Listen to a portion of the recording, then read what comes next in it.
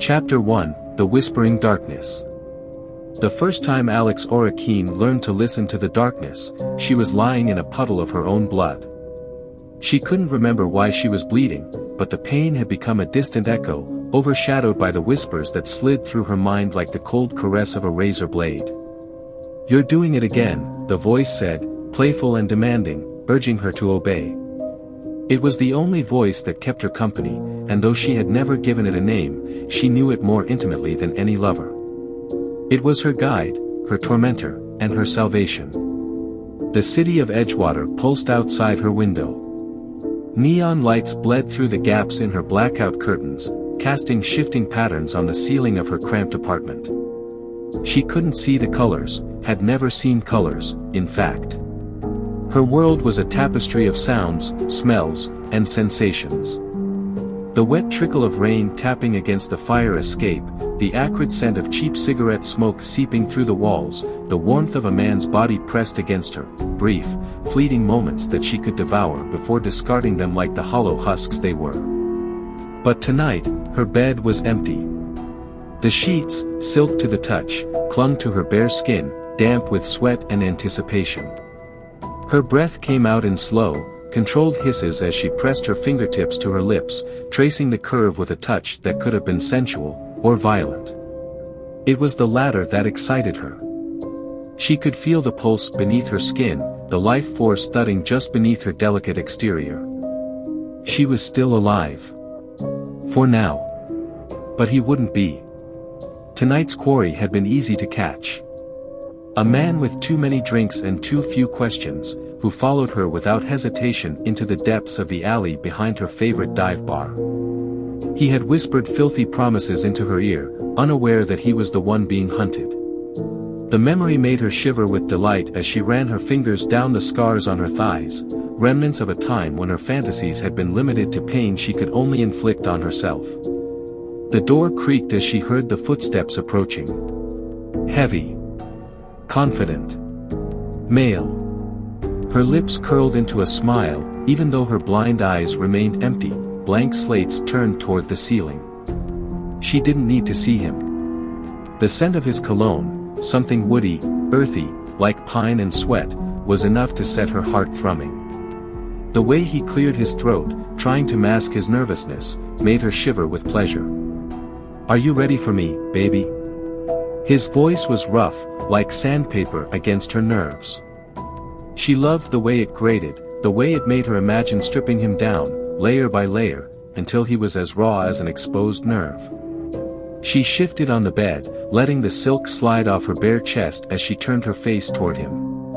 "Always," she purred, her voice a low, sultry whisper that masked the steel edge underneath. "Close the door behind you."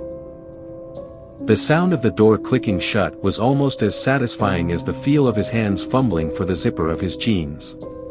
He was eager, sloppy, a good fit for her needs tonight. She didn't want someone cautious. She wanted a puppet to play with, someone who would bend to her will without asking questions.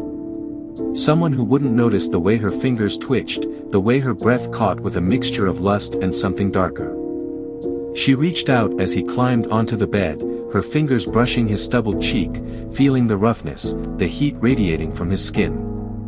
He groaned as she dragged her nails down his throat, leaving thin red lines that only she could see in her mind's eye.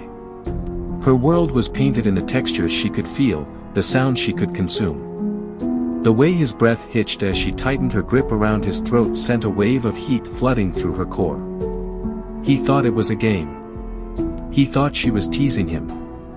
Her smile widened. "You're so fucking beautiful," he whispered, his voice choked and desperate as she tightened her grip, feeling the way his pulse throbbed beneath her fingers. For a moment, she considered letting go, giving him the pleasure he sought. But that wasn't why she had lured him here. His eyes bulged as she squeezed harder. His hands scrabbled at her wrists, but she was already straddling him, her thighs like iron, holding him in place. "Shoo," she cooed, bringing her lips to his ear. "It'll be over soon." The wet gurgle of his breath as she crushed his windpipe was like a symphony. She held on until his struggles ceased, until the warmth of his body turned to cold, lifeless meat beneath her. When she was sure he was gone, she leaned down to press a soft kiss to his lips, tasting the metallic tang of his blood where he'd bitten his tongue in his final moments. The orgasmic release that followed sent her collapsing against him, her body trembling with an intensity that had nothing to do with pleasure. This was what she lived for, the thin line between life and death, the moment where she could taste the soul slipping away, knowing that she was the one who had severed its tether. She stayed there for a while, listening to the sound of her own heartbeat, savoring the silence that followed. The voices were quiet, satisfied. For now. But then came the whisper again, the voice that had been her companion ever since she could remember. You left something behind, darling. You always leave something behind. Alex tensed, her blind eyes narrowing as she sat up. Her fingers roamed across the man's chest, searching, her nails digging into his skin. What had she forgotten? She was meticulous, careful. But the whisper wouldn't relent. And then she heard it. A soft click, a shuffle of movement behind her.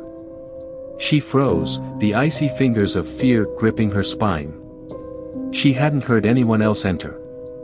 She hadn't felt anyone near. Miss me, Alex?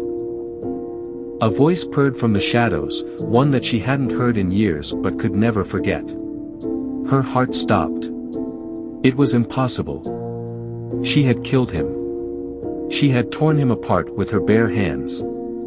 She had buried him in a grave so deep that no one would ever find it. Yet here he was, whispering into her ear like a phantom from her past. The darkness swallowed her scream as strong hands gripped her throat, and this time, she was the one struggling for air.